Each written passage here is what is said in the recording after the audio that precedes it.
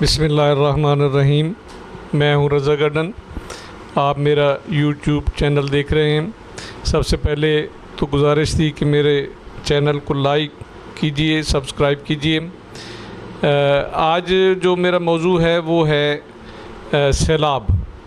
सैलाब जो है एक तो दरियाओं से फूटता है, दूसरा जो है जो पहाड़ी हमारे सिलसिले हैं पाकिस्तान में, वहाँ से जब बारिशें आती हैं तो सैलाबी कैफियत पैदा हो जाती है। ऊंचाई पे होने की वजह से बारिश का पानी जो है जब नीचे की तरफ मूव करता है तो उसको मुख्तलिफ़ रास्तों से गुज़रना पड़ता है, जिनको हमारी यहाँ ज़बान में रोद कोही कहते हैं। रोद कोही का सिलसिला, क्योंकि मैं इस वक्त मौजूद हूँ डिस्ट्रिक्ट राजनपुर में, डिस्ट्रिक्ट राजनपुर को जो पहाड़ी सिलसिला लगता है वो कोहे सलमान का सिलसिला है।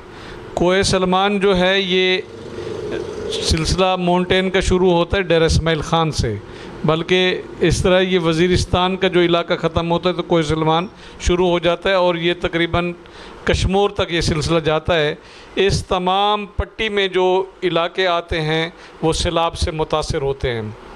तो क्योंकि सैलाब आजकल मौजू बना हुआ है, लेकिन ये उतनी अहमियत नहीं अख्तियार कर सका जितना हमारी सियासत जो है उसको अहमियत मिल रही है, लेकिन इसको अहमियत नहीं मिल रही। तो जहाँ हमारा मीडिया जो नेशनल मीडिया है, इंटरनेशनल मीडिया है, अलबत्ता इंटरनेशनल मीडिया पे थोड़ी बहुत बात आई है, लेकिन नेशनल मीडिया उस तरीके से इसका हक़ अदा नहीं कर सका जिस तरीके से करना चाहिए था। तो कोई बात नहीं, गिला हमने किस बात का करना है। हमने तो ये गिला भी नहीं कर सकते कि हमारे यहाँ के जो लोकल नुमाइंदे हैं, जो हमारे वोटों से मुंतखब होकर ऐवानों में जाते हैं, वो जब हमारी बात नहीं करते, हमारे सियासतदान हमारी बात नहीं करते, हमारे हुक्मरान तबका जो है वो हमारी बात नहीं करता, तो हम मीडिया से क्या गिला करें। तो मीडिया भी उसी तरह का रवैया अपनाए हुए जिस तरीके से बाकी लोग हैं। अलबत्ता ये बात वो तो हमें कभी कभार कह देते हैं कि आपके जो लोकल सियासतदान हैं वो आपकी बात नहीं करते। भाई अगर वो बात नहीं करते तो आप कौन सी हमारी बात करते हैं? आप भी तो लाहौर और कराची की बात करते हैं। कुरंगी में अगर बारिश का पानी आ जाए तो वो ARY न्यूज़, जियो न्यूज़, मुकाबलाबाजी, बोल न्यूज़, फ़लाँ न्यूज़, 92 न्यूज़, तमाम जो है उनके में मुकाबलाबाजी शुरू हो जाती है, टिकर चलने शुरू हो जाते हैं। कुरंगी हमें नज़र आ जाता है। पोर्ट कासिम पे बिजली का शार्ट फॉल आ जाए तो वो दिखाना शुरू हो जाते हैं। इस्लामाबाद में अगर गद्दा सड़क पे आ जाए तो वो दिखाना शुरू हो जाते हैं। लाहौर में अगर खोती कहीं नज़र आ जाए तो वो दिखाना शुरू हो जाते हैं। नहीं दिखाना तो यहाँ का जो लोग हैं सैलाब में जो मुतासरीन हैं उसको सिर्फ उनके कोई भी नज़र नहीं पड़ रही, कोई उनकी गाड़ियाँ यहाँ हमें नज़र नहीं आ रही। आइए मैं आपको दिखाता हूँ कि यहाँ पे हो क्या रहा है। तो नाजरीन, यहाँ पे जो सैलाब का पानी है, रोद कोही का सिलसिला जो तकरीबन कोहे सलमान है 80 किलोमीटर यहाँ से दूर है, वहाँ से होता हुआ वो हमारे देहातों को, आबादियों को, बस्तियों को, छोटे छोटे शहरों को रौंदता हुआ अब बड़े शहरों की तरफ आ गया है। जैसे मैंने आपको बताया था कि ये रमक से शुरू होता है और डेरा मोड़ तक चला जाता है, लेकिन क्योंकि मैं इस वक्त मौजूद हूँ डिस्ट्रिक्ट राजनपुर में, तो यहाँ की मैं आपको बात बताऊँगा। और ख़ुसूसन जो इस वक्त डिस्ट्रिक्ट राजनपुर का एक बड़ा शहर है फाजिलपुर, वो इससे ज़्यादा मुतासर हुआ है।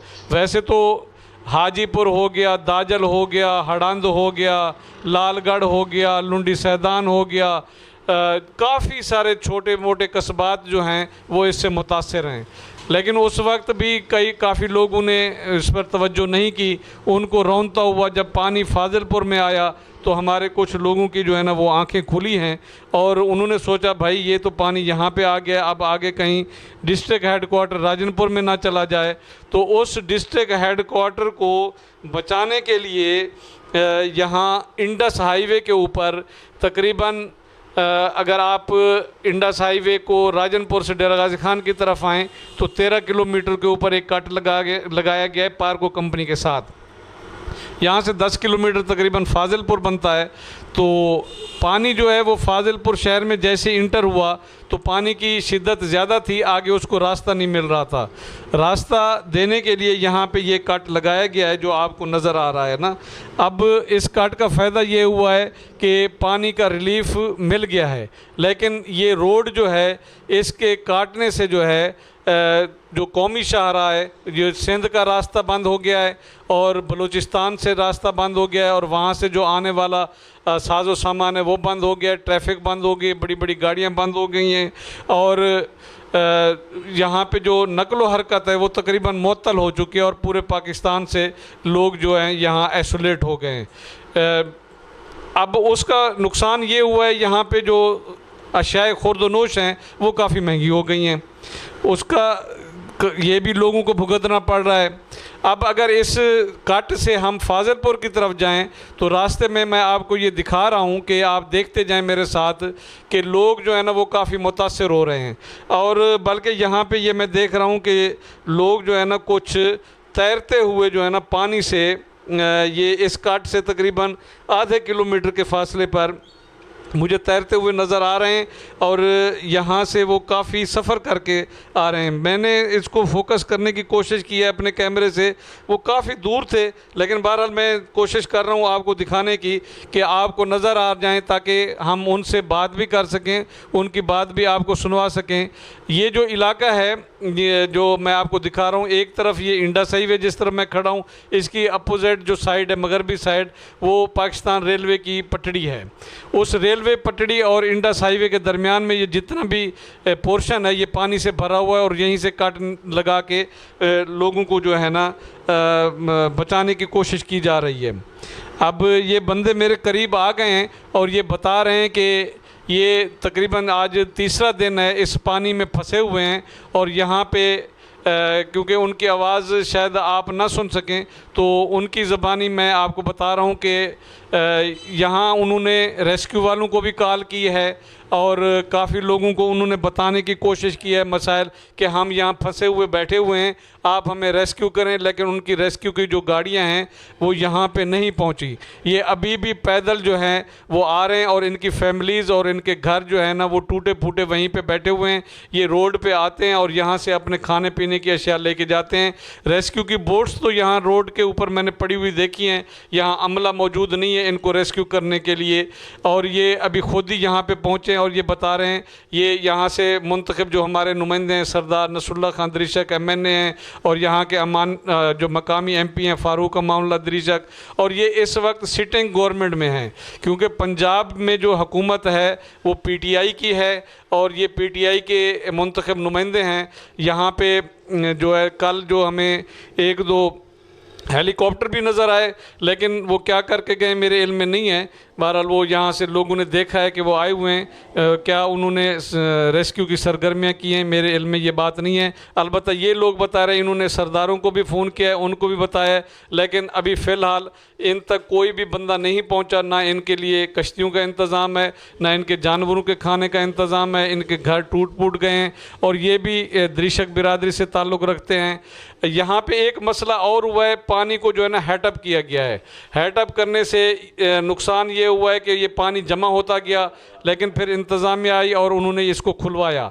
जैसे ये इंडस हाईवे से अफजलाबाद से इसको खुलवाया है तो पानी का फ़्लो इतना ज़्यादा था, और उसने जाके सीधा जो सान वाला कस्बा है और अपना शिकारपुर है, और ये सीधा दरिया तक ये पानी पहुंचा है। ये तमाम जो यहाँ पे तमाम जो क्रॉप्स थी वो कपास की फसल उगाई हुई थी, लोगों की बहुत बड़ा नुकसान हुआ है। शहर को कुछ बचा लिया गया। यहाँ पे अब देहातों में भी काफ़ी बड़ी बड़ी आबादियाँ मौजूद हैं, हज़ार हज़ार घर भी मौजूद हैं, 2-2, 4-4 सौ घरों की बस्तियाँ भी मौजूद हैं, और काफ़ी आबादी बैठी हुई है। ये सानवाला में, शिकारपुर में, आकिलपुर हो गया, ये तमाम बस्तियों को डबोता हुआ, छोटे मोटे शहरों कस्बों को डबोता हुआ पानी जो है वो दरिया सिंध की तरफ जा रहा है।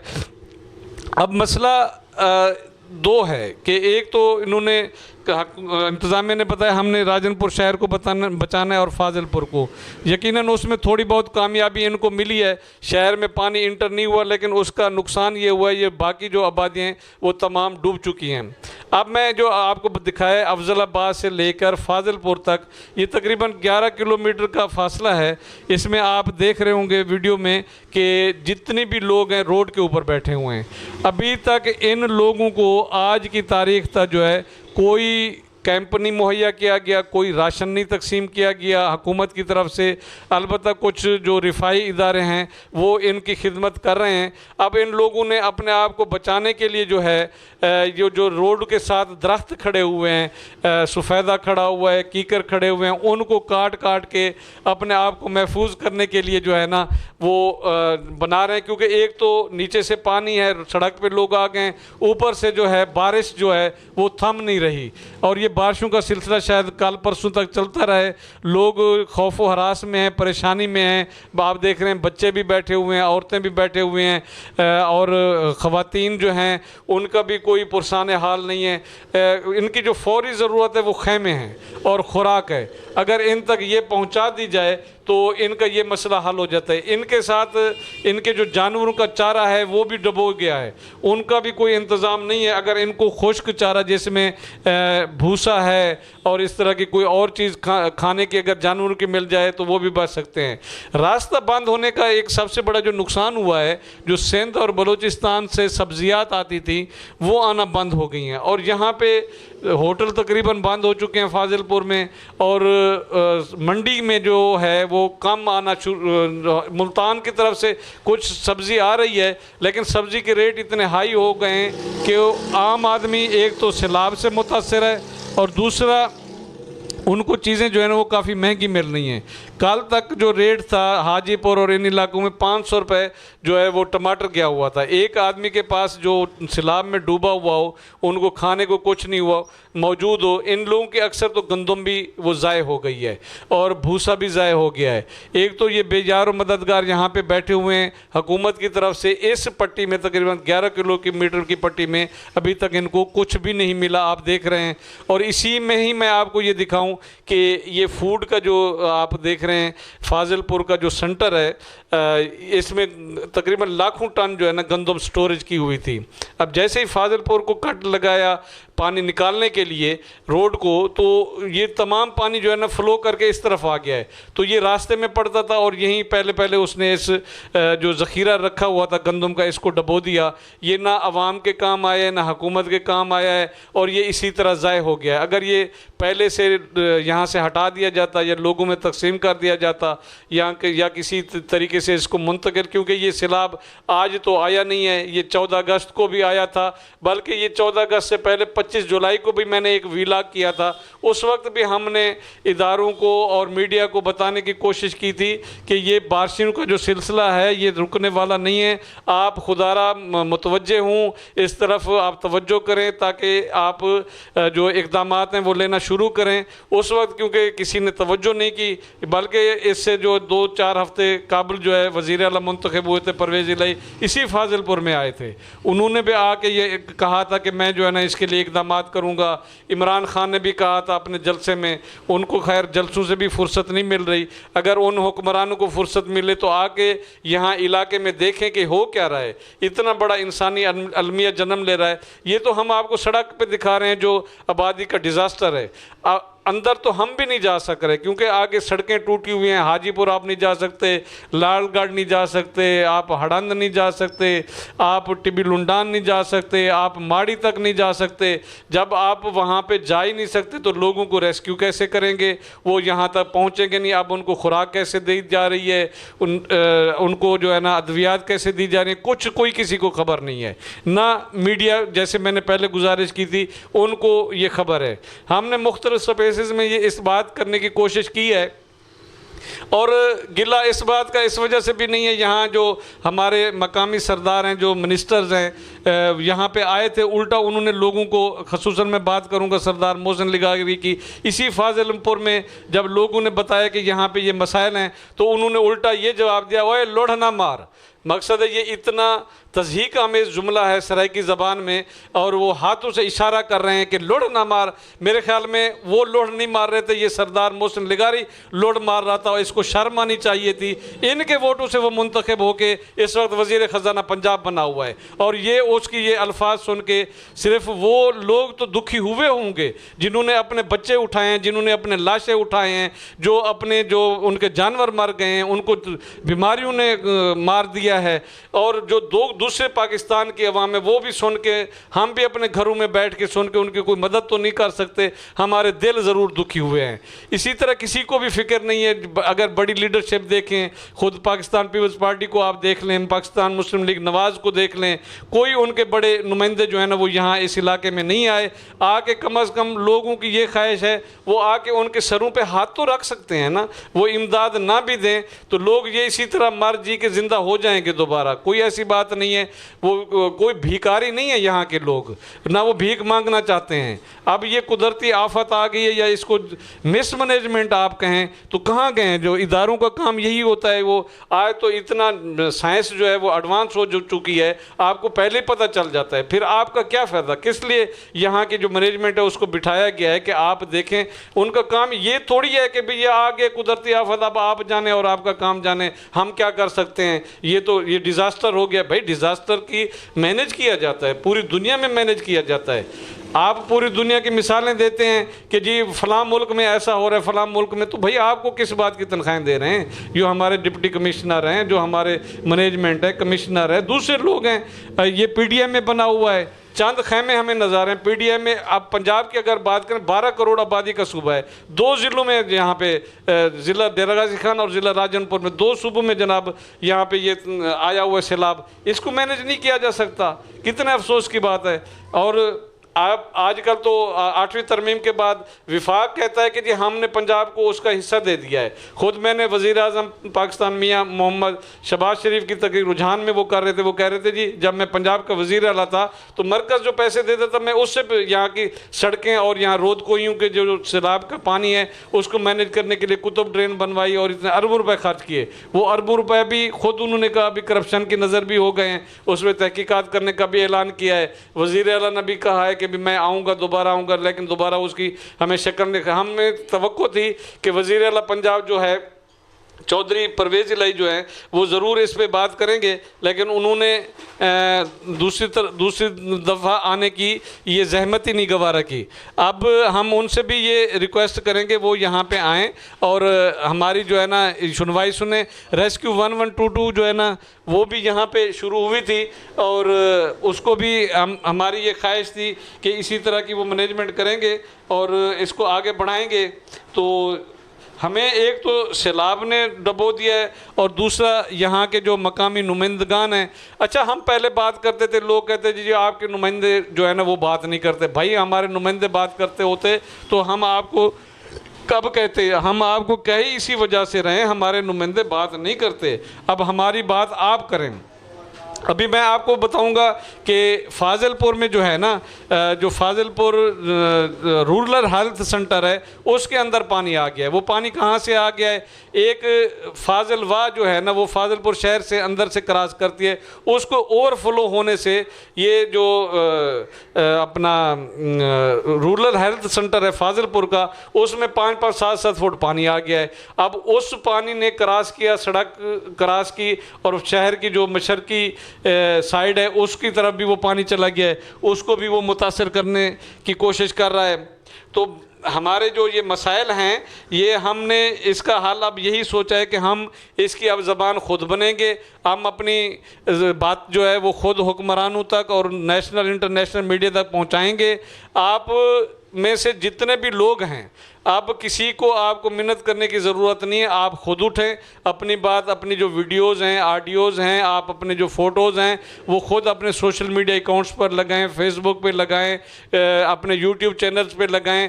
किसी के हमें मिन्नत कर लोग, मैं मुख्तलिफ स्पेस में बात हो रही थी, कह रहे थे जी वो हामिद मीर नहीं आया, इकरारुल हसन नहीं आया, काशिफ अब्बासी नहीं आया और जनाब अरशद शरीफ नहीं आया, रऊफ़ कलासरा नहीं आया, नज़ीर लिगारी नहीं आया। लोग कह रहे थे जी वो सराइकी हैं नज़ीर लिगारी और रऊफ़ कलासरा, उन्होंने भी एक आध जुमला जो है ना वो लिख दिया या बोल दिया तो बस उन्होंने भी अपना हक जो है ना वो अदा कर दिया। वो भी भाई नहीं आते, वो इस्लामाबाद में बैठा हुआ रऊफ़ कलासरा कहाँ हमारे दुख सुख के लिए आएगा। उसका दुख सुख का उसने मदावा यही किया, इस्लामाबाद में बैठ के बात कर लिया। अब वो यहाँ गर्मी में मरने के लिए थोड़ी आएगा, वो अपने बच्चों को छोड़ के थोड़ी कोई आता है। नज़ीर लिगारी की बेगम जो है ना वो आबदा फैज़ साहबा, मैं उसका मशकूर हूँ, वो कुछ रिलीफ का काम कर रही हैं। उन्होंने पहले यहाँ जो चोलिस्तान है वहाँ भी रिलीफ़ का काम किया था। नज़ीर लिगारी साहब भी माशाल्लाह यहाँ फाजिलपुर में आते रहते हैं, वो भी रिलीफ़ का काम कर रहे हैं, उनकी बेगम साहिबा। तो लेकिन जितना यहाँ पे एक डिज़ास्टर हुआ है वो उसका स्केल बहुत बड़ा है। आप ये देखें कि यहाँ लोगों के घर जो है वो सफ़े हस्ती से मिट गए हैं, यहाँ स्कूल ख़त्म हो गए हैं, हस्पतालें ख़त्म हो गई हैं। यहाँ एक नए सिरे से तमाम काम को देखना पड़ेगा, हुकूमत को, रिफाई इदारों को, तमाम को, हम सब को मिल के इसके लिए ये कोशिश करनी पड़ेगी। और मैं भी कोशिश कर रहा हूँ, मैंने पहले भी वीलॉग किया था, आज भी मैं आपके सामने कुछ वीडियोज़ के साथ ये आपको दिखा रहा हूँ, इंशाल्लाह आइंदा भी दिखाता रहूँगा। इस वक्त रिलीफ एक्टिविटीज़ बहुत कम लेवल पे हैं। वो यहाँ सिर्फ फाजिलपुर की बात मैं नहीं कर रहा, मैं रमक से लेके डेरा मोड़ तक उसमें रुझान भी आ जाता है, राजनपुर भी आ जाता है, जामपुर का इलाका है, फाजिलपुर है, मोहम्मदपुर है, जामपुर है, और जनाब कोट छुट्टा है, माना आमदानी है, चोटी ज़ेरीन है, और इसी तरह सखी सरवर है, और पहाड़ी इलाके जितने भी हैं ये तमाम, उसमें कोई सलमान की रेंज जो है ये सारी शामिल है, इसमें फोर्ट मनरू भी शामिल है। तमाम लोग इसमें मुतासर हुए हैं। तो खुदारा इसको देखें, भारती का अच्छा अफसोस की बात है, तौसा शरीफ जो है ना वो डूब गया है, और वहाँ से वज़ीर आला पंजाब बने थे हमारे उस्मान बुज़दार। मुझे तो बात करते हुए भी बड़ा दुख होता है, अफसोस होता है, किस किस का बंदा गिला करे, अपनों का गिला करे या गैरों का गिला करे। तो यहाँ तो हमारे लिए सारे एक जैसे हो गए हैं, अपने भी बराबर हैं, गैर भी बराबर हैं। वज़ीर आला पंजाब चौधरी परवेज़ इलाही को सबसे अहम काम था गुजरात का डिवीज़न बनाना, वो तो उसने बना लिया फ़ौरन। और यहाँ पे उस्मान बुज़दार, वसीम अकरम प्लस इमरान खान का 3.5 साल रहा, उसने ना तौसे को ज़िला बनवाया और ना यहाँ पे कुछ ऐसा कोई बुनियादी काम करके बुनियादी इंफ्रास्ट्रक्चर भी कोई उसने नहीं बनाया। और यहाँ आज उसका नतीजा ये निकला है कि लोग बेजार व मददगार अपनी मदद आपके तहत जो है ना वो कोशिश कर रहे हैं, और ये किसी ऐसे मसीहा के मुंतज़िर हैं कि वो आए और उनकी मदद करे। और मैं आपसे ये गुजारिश करूँगा कि मेरे इस चैनल को लाइक एंड सब्सक्राइब कीजिए। इंशाल्लाह और वीडियोज़ भी आपके सामने मैं इसी तरह पेश करता रहूँगा। बहुत शुक्रिया, गरीबों की ज़रूर मदद कीजिएगा। नवाज़िश।